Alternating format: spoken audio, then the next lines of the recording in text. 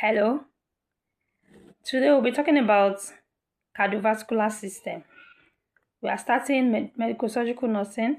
So we talk about anatomy of the system and few medical conditions or disorders of that system. So we are starting with cardiovascular system. Cardiovascular system is made up of the heart, made up of the blood vessels and the blood. The blood vessels are three in number: the artery, the capillary, and the veins. The artery, the capillary, and the veins. Cardiovascular system is a network of closed system. It's closed because it starts from the heart, go around the body, come back to the heart again. The blood is made up of plasma and red blood cells. The red blood cells are 45%, the plasma is 55%. The heart is a hollow muscular organ. The size is like that of the owner's fist. That if you do your hand like this, that is the size of your heart. The heart has 4 chambers: 2 atrium at the top, 2 ventricle at below. The atrium can be divided into left atrium and right atrium. The ventricle that is below can be divided into right ventricle and left ventricle. The right ventricle, when they say right ventricle, always look at the right side of your hand. This right side of the heart has right atrium, right ventricle. The left side has left atrium, left ventricle, making it 4 chambers. The atrium, which is the top, collects blood, while the down one, which is the ventricle, pumps out blood. If they ask you a question concerning which part of the heart collects blood, is the atrium. The right atrium, which is here, collects deoxygenated blood from your inferior vena cava and your superior vena cava. Inferior vena cava and superior vena cava, they are the biggest veins. From the head, the shoulder, your upper limbs, this your chest area, they drain into superior vena cava, while your legs, your pelvic region, upward, they drain into inferior vena cava. So the inferior and superior come together and they will now enter the right atrium. The diagram, all those places that are showing blue is deoxygenated blood, while the ones showing red are oxygenated blood. So when the body uses blood and then it's done with it, because blood helps to transport oxygen, nutrients, hormones, etc. So once the body is done using this blood, they pump it into inferior vena cava from all the lower limbs. Then superior vena cava, all the upper limbs will now pump into superior vena cava. The both vena cava will now empty into the right atrium. From this right atrium, they will now pass through what they call tricuspid valve. When they say tricuspid valve, it has three finger-like structures.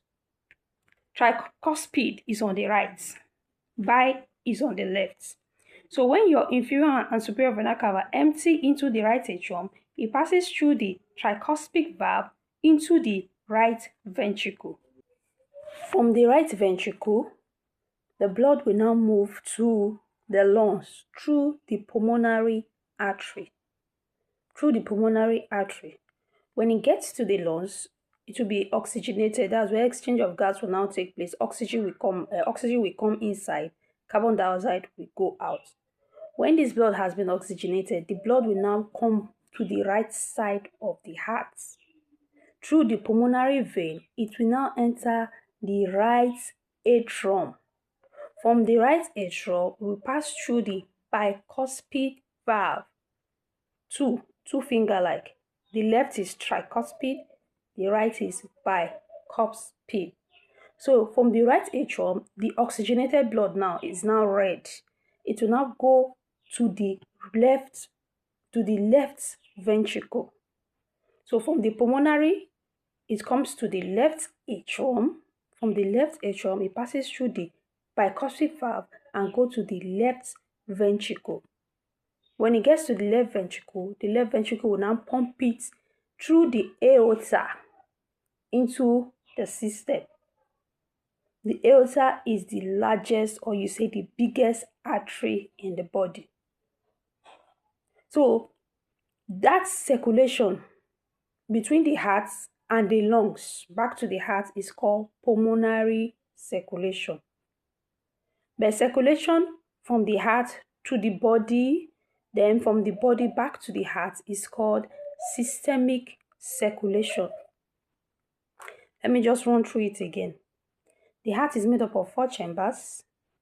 The up one is called the atrium. The down one is the ventricle. The up one is divided into left and right. The down one is also divided into left and right. When they say right, always use your right side and your left side.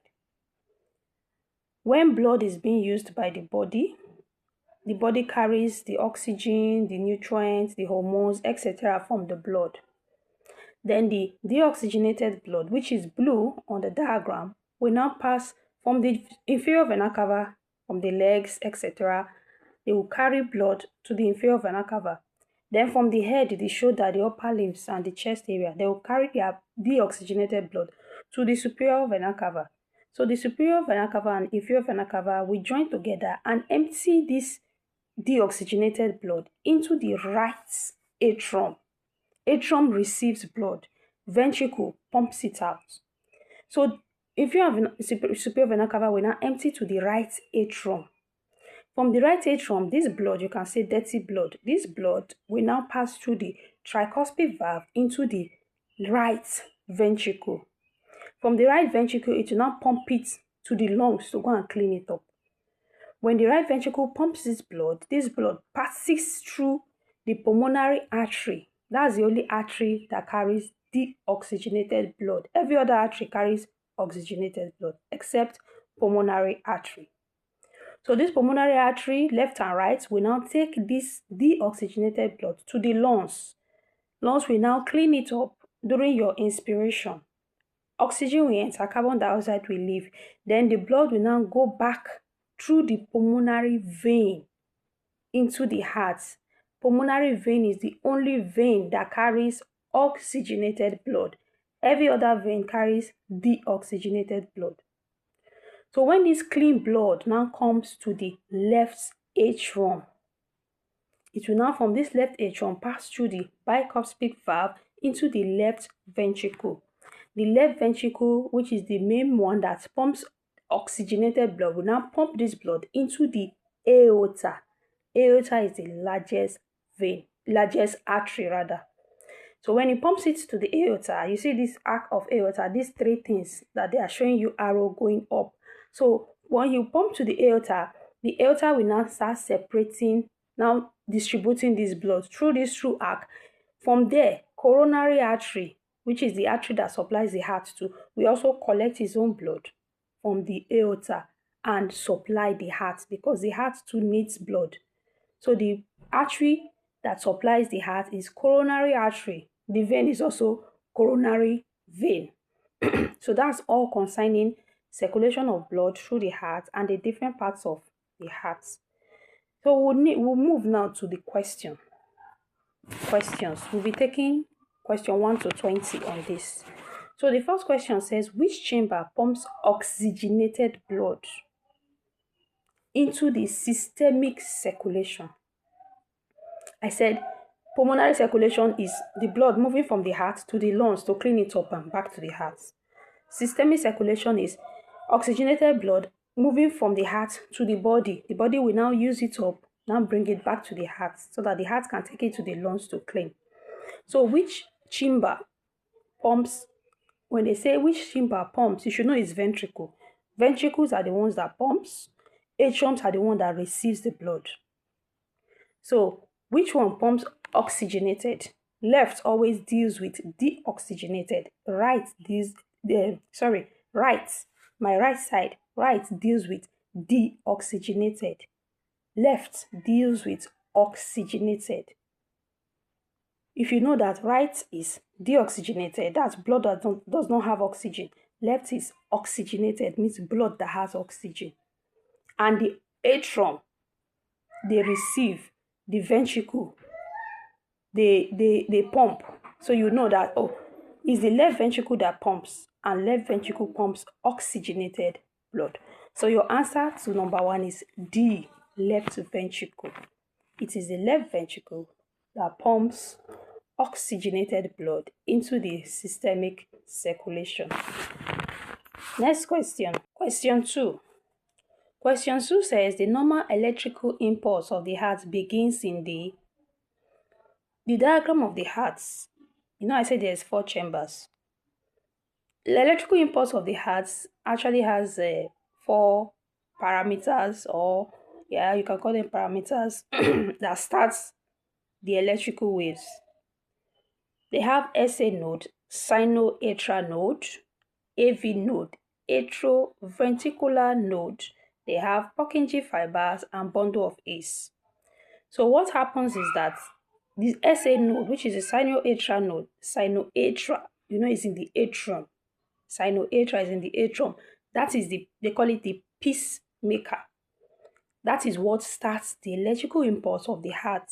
It starts it, the impulse will now move, AV node will hold the impulse so that the atrium can empty the blood into the ventricle. It will now pass to Purkinje fibers, then etc. That is how your heart beats. So when they say electrical impulse of the heart, they are just saying what causes this heart to beat, what makes it beat. So the pacemaker is actually what starts the normal electrical impulse. When it now has problem, that's when the AV node will now start it. But in normal electrical impulse of every heart, it begins with SA node, sinoatrial node. So the answer to this is B, sinoatrial node actually starts or begins the normal electric impulse of the heart. 3. They say the vessels that supplies the heart muscles are, I told you, the heart has its own artery, has its own vein. Most times, the organs, their veins and their artery derives name from that organ or from that system. So from that of the heart is called coronary arteries, coronary veins.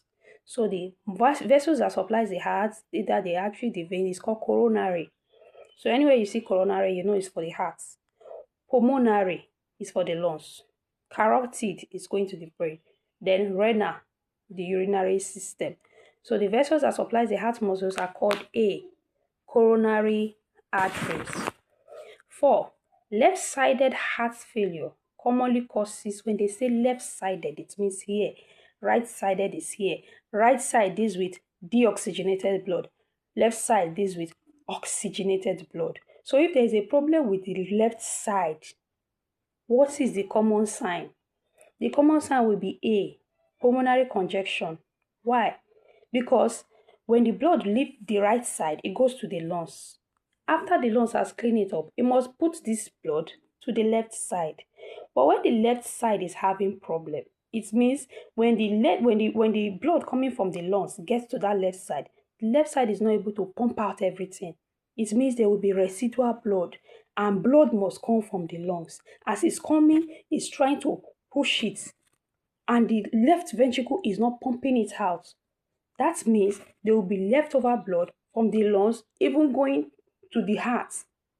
That will make the pulmonary system, the lungs, to be congested. It means the lungs will not be filled with blood. It's just like you are putting, you are forcing water into a keg through pipe.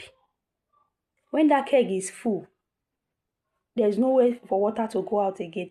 The water will not be on the pipe. From the pipe, it will not be, it will be left in that, wherever it's coming from, the reservoir. There will not be water there. There will not be water in the reservoir. There will be water in the pipe and water in the keg you are trying to fill. So the heart will be filled with blood. Pulmonary veins that are bringing the blood to heart, they will be filled with blood. The chest itself will also be filled with blood. That's why they say pulmonary congestion. When they say something is congested, it means the thing is filled up, is overfull. There's no space for it to pass through again. So pulmonary congestion will happen if there is left-sided heart failure. So the answer to number 4 is A. Number 5, a common feature of stable angina is, you need to know what angina is. Angina is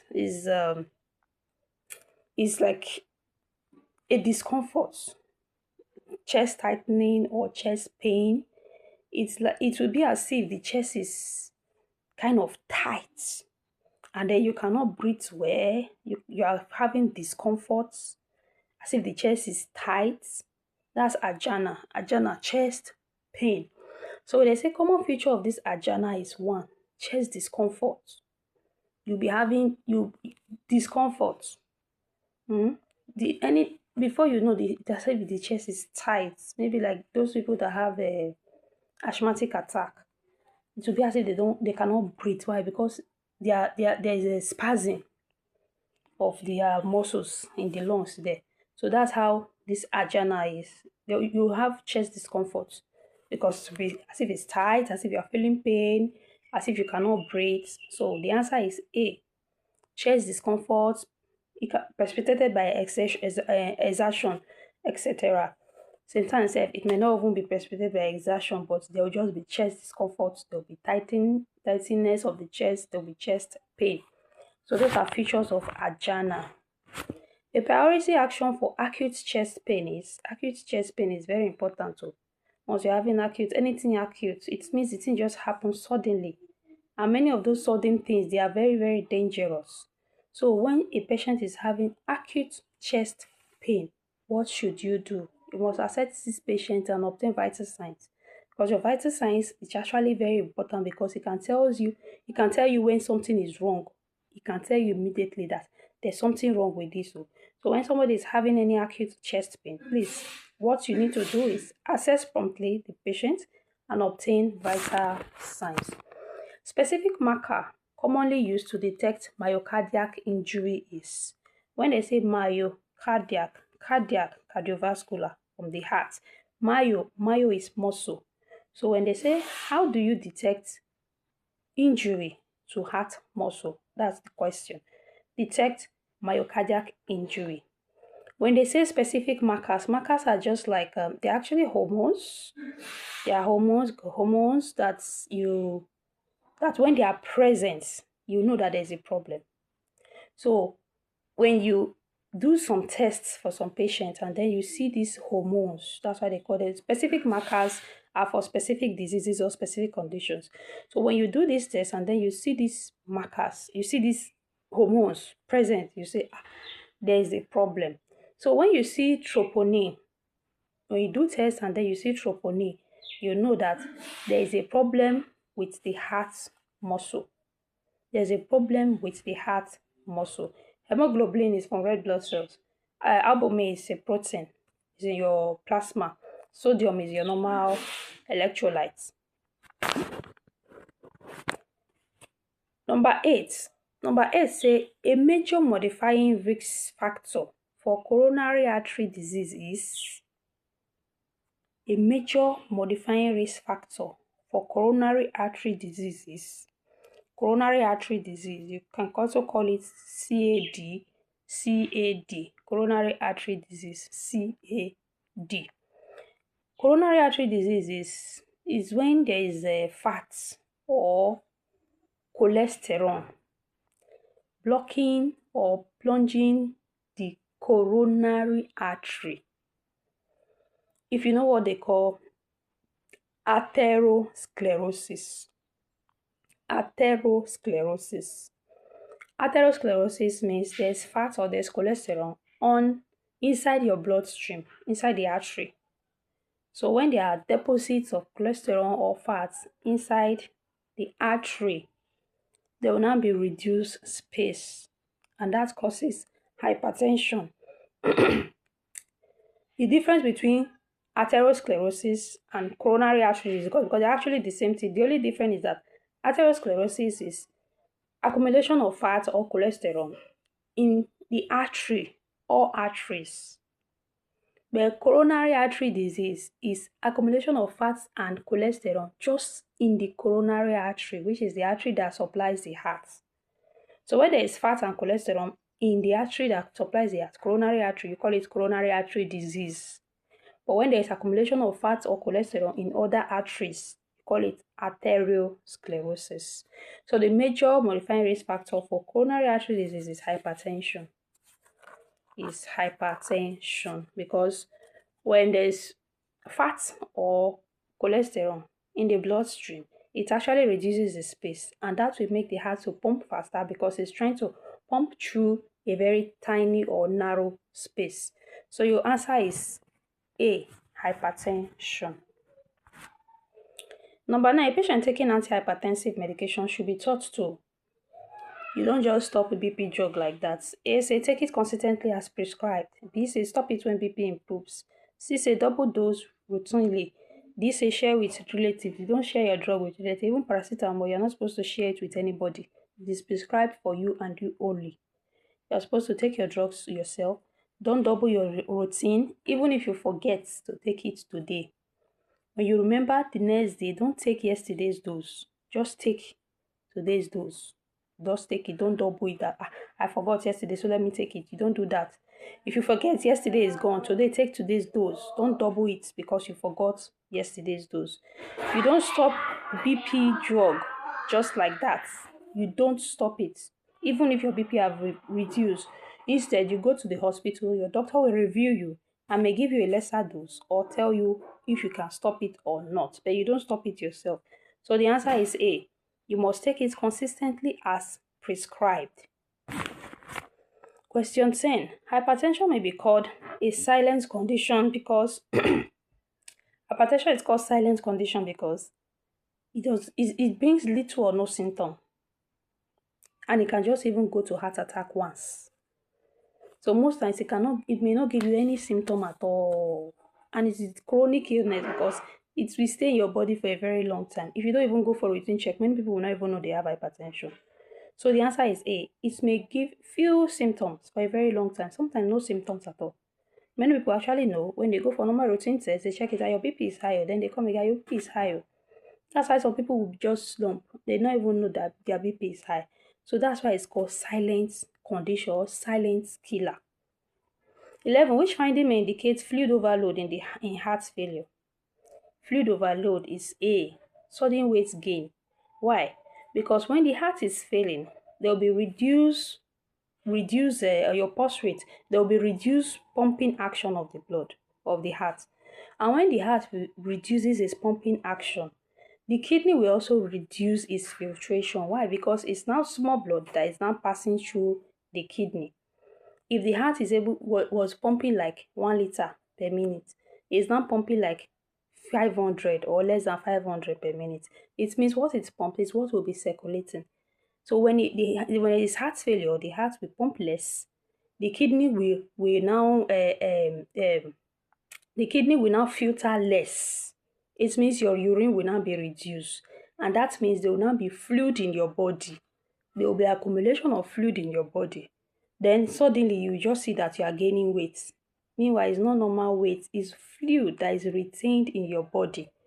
So when there is sudden weight gain, please go to the hospital. You can be having a heart failure. That's one of the sign that somebody is going into heart failure when the heart is overloaded. So when they say what indicates fluid overload in the heart, you said sudden weight gain. The sudden weight gain is all round, not just ascites in the stomach, it's all round. Number 12, a patient with heart failure should be taught to what? Monitor your weight regularly. That was the question we just passed. Monitor it, and any increase in weight, run to the hospital.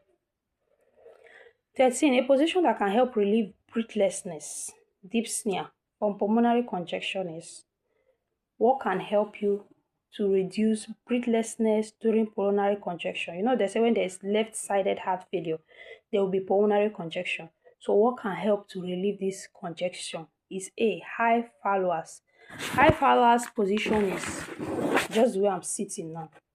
It's like 60 to 90 degrees. You are kind of a little slant, or you are sitting upright, 90 degrees. 90 degrees, that's you sit upright, just the way you sit in the class. That's 90 degrees. So you sit 60 to 90 degrees, that's high phaluas. Then you have the medium one or semi-phalua, that's 30 degrees. Then you have the normal phalua, which is 45 to 60 degrees. But high phaluas is also called, it's actually called cardiac position. That's when you sit in 90 degrees. Prone is you lie down with your face down. That's when you lie with your face on the bed, is prone. Then when you lie with your back, is supine. This pendulum is like it's like lithotomy. You lie there with your legs slant up. But for relief of breathlessness for pulmonary congestion is high phaluas. 14. Atrial fibrillation is characterized by what? Atrial fibrillation is irregular heartbeats. That's atrial fibrillation. Irregular and fast heartbeat. So the answer is an irregular rhythm. The rhythm of the heart is like the normal pattern that the heart is like rhythm of a song, like the normal pattern or the normal flow of the heart. So in atrial fibrillation, the normal pattern or the normal pace of the heart will be irregular. It could be fast and then irregular. You may have, instead of you to be hearing lop, dop, you may be hearing lop, lop, lop, lop, dop, lop, lop, lop, dop, dop. So it is irregular. That is atrial fibrillation. So your answer is A. 15. A patient taking an anticoagulant should report what? Anticoagulants. Anticoagulants are drugs that prevent coagulation. Drugs that prevent coagulation. So they give it to patients that are having DVT, that's DVT, deep vein thrombosis. You can give it to such kind of patients that are having deep vein thrombosis, patients that are having pulmonary embolism. Anywhere there's thrombosis, there's embolism, there's deep vein thrombosis, anything that can cause coagulation, any disorder causing coagulation, you can give the patient anticoagulant. And when the patient is on anticoagulant, you must tell the patient, if you are having unusual bleeding or bruising, please come to the hospital, because that's one of the side effects. If you have any small injury, it will not clot, because you are taking drug that prevents clotting. So question 15, the answer is A. Unusual bleeding or bruising, you must return to the hospital. 16. Which lifestyle measures can reduce cardiovascular risk?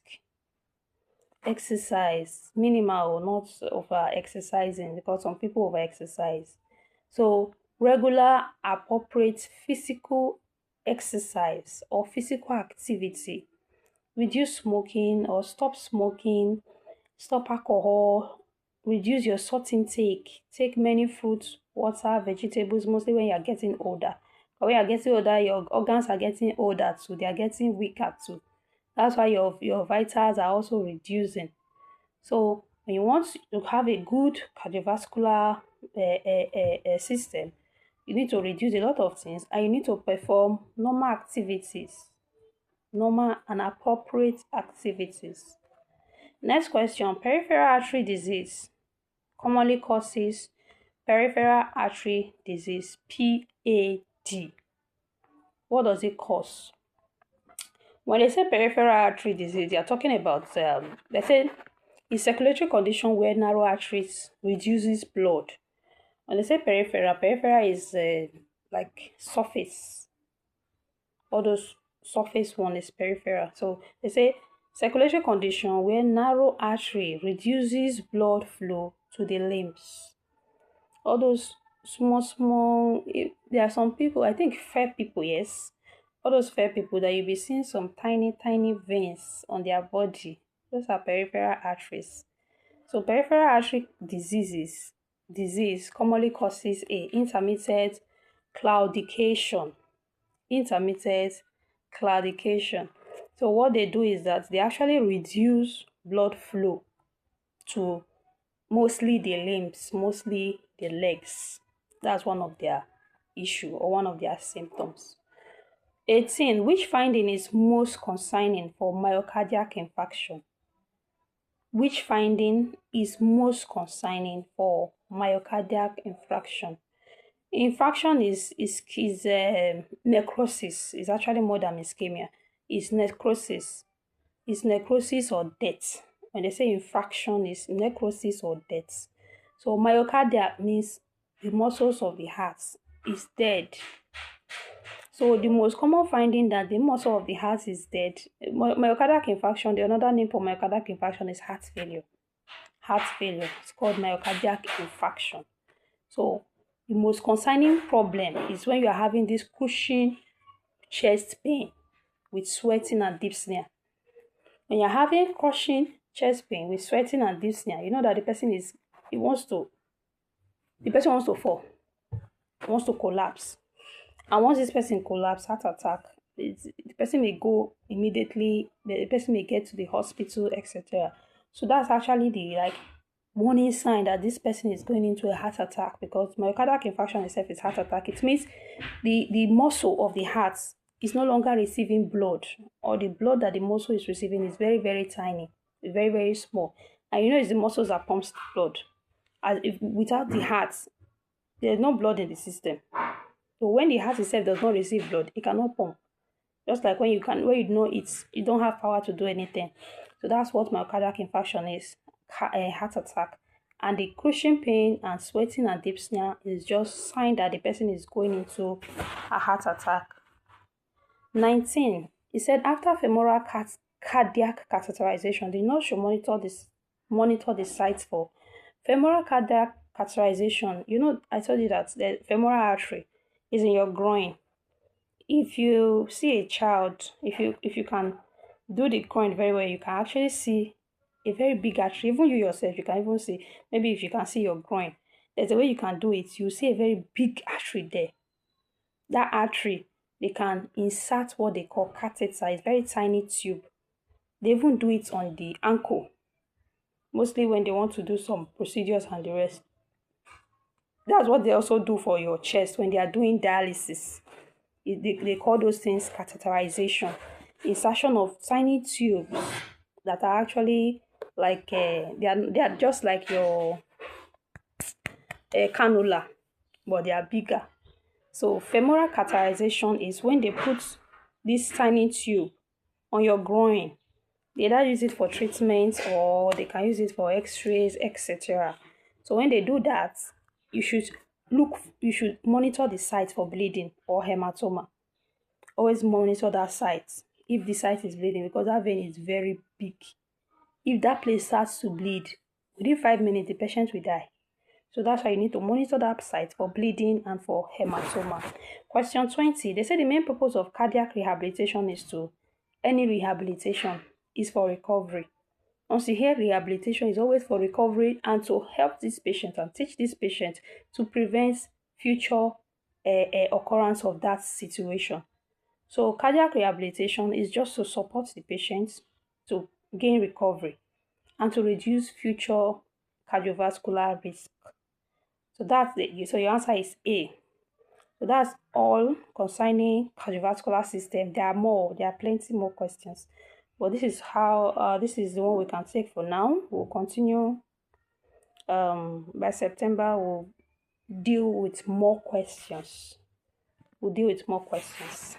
So subscribe to my YouTube channel and follow me on Facebook, WhatsApp. I also have a WhatsApp channel. They also follow me on Twitter and Instagram. Thank you.